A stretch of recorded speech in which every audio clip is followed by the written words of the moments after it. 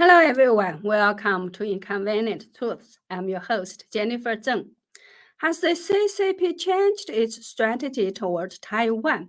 Will Xi Jinping meet former Taiwanese President Ma Ying-jeou in Beijing? What is internal unification? Today, let's discuss these questions. 再一次的访问大陆，就是希望在 Yesterday, April 1st, former Taiwanese President Ma Ying-jeou departed for a visit to mainland China, saying in a speech before his departure that he wished to convey the peace-loving voice of Taiwanese people, the hope for cross-strait exchanges, and the avoidance of war at a time of cross-strait tensions. His trip to Taiwan is both a journey of peace and a journey of friendship. His remarks sounded very funny to me. Who does not know that the people of Taiwan love peace and do not want a war? However, can the wish of the Taiwanese people determine whether or not there will be a war? If not, what can be achieved by his visit to convey the wishes of the Taiwanese people? However, while his visit is meaningless to the people of Taiwan, it is useful to the CCP, or rather, it is part of the CCP's new policy towards Taiwan. Song Guocheng, a researcher at the Center for International Relations Studies at the National Ching-te University in Taiwan, recently wrote that the CCP's new policy toward Taiwan is internal unification, which means dividing and dismantling Taiwan from the inside and forcing Taiwan to surrender on its own. Song said that from the CCP's strategic point of view, the peaceful unification that the CCP has been clamoring for has been slow and ineffective, and the people of Taiwan do not buy it. If the CCP's claim of complete unification of China is to be realized, nobody knows how long it will take for peaceful reunification. But for Xi Jinping, his patience is limited and he cannot afford to wait. As for armed reunification, the cost is too high. Song Guocheng said that in terms of gains and losses of armed unification, under the situation of the CCP's financial depletion and economic deterioration, if the CCP rashly launches the war of crossing the sea to seize the islands, it will certainly be subject to the tenacious resistance of Taiwan's army and will also be subject to the intervention and counterattacks of the international multinational coalition forces. So it will be a bad choice that minimizes marginal benefits, a choice of hurting 800 enemies while harming 1,000 of its own. In addition, in terms of the so-called opposition to foreign intervention, the CCP has also shifted from diplomatic protests of mere verbal attacks to a diversionary strategy of decentralizing and diluting U.S. military forces in the Indo-Pacific, reducing foreign and U.S. influence. Recently, the CCP has been provoking trouble in the South China Sea and Philippine Sea. Its target is not Philippines.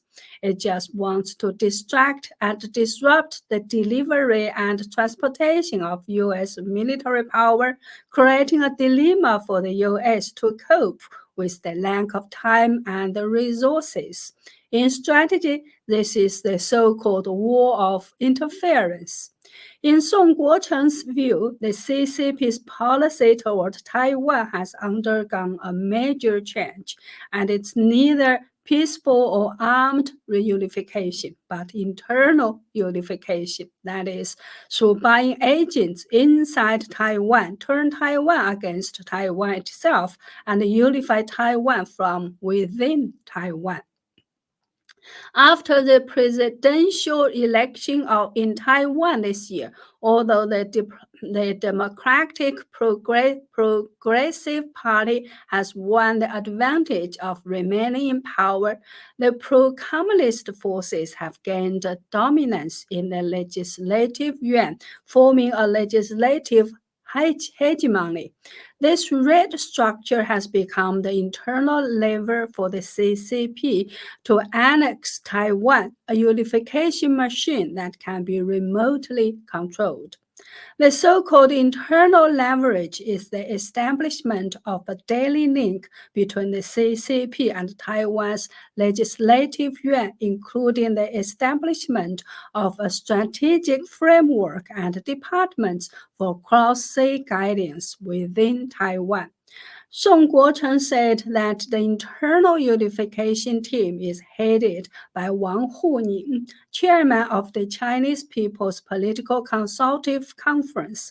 The CCP's United Front Work Department, the Taiwan Affairs Office, and think tanks related to Taiwan all work under this team to achieve its goal. This organization, in a behind-the-scenes manner, connects and guides the pro-communist groups within Taiwan and instructs them in strategy planning and action in order to establish a patriotic, united front within Taiwan. To put it simply, this means the establishment of a Taiwan branch of the CCP.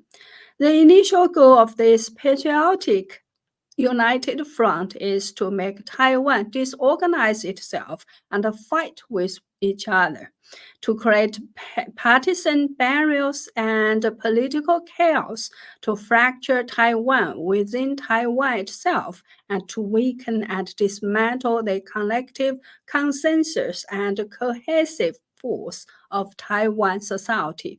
This patriotic united front is divided into three areas, namely creating chaos in the legislative yuan, brainwashing the middle class, and bribing the grassroots. Wang Huning has proposed four strategies in his recent report, namely industrial cooperation, common market, grassroots governance, and integrated development. These are precisely the models and methods of internal unification. To approach things this way, the outside world can hardly accuse the CCP for changing the status quo in the Taiwan Straits. And in the meantime, the CCP can swallow Taiwan gradually without it realizing it. In short, the CCP's policy toward Taiwan has evolved with the times. Once the internal unification strategy is effective, the CCP's internal unification team can use remote control or work from home method to influence Taiwan. Only by recognizing and looking through the CCP's strategy of internal unification can Taiwan society gain insight into the crisis of the CCP's fifth column within Taiwan. Reuters reported that Ma Ying-jeou is expected to meet Xi Jinping on April 8th for the second time since the first meeting in 2015 in Singapore. On the day of Ma's arrival in China, Song Tao, director of the CCP's Taiwan Affairs Office, conveyed Xi Jinping's greetings, and the Ping An Financial Center in Shenzhen, known as the world's fourth tallest building, greeted him with a slogan that reads, "The two sides of the Taiwan Strait are one family." Today, Ma also had a full schedule, crossing 4 places in Guangdong province in one day. Accompanied by Song Tao, he visited BYD, a new energy car maker in Shenzhen, early in this morning. Then he visited Sun Yat-sen's former residence in Zhongshan City, and then the Hong Kong-Zhuhai-Macau Bridge.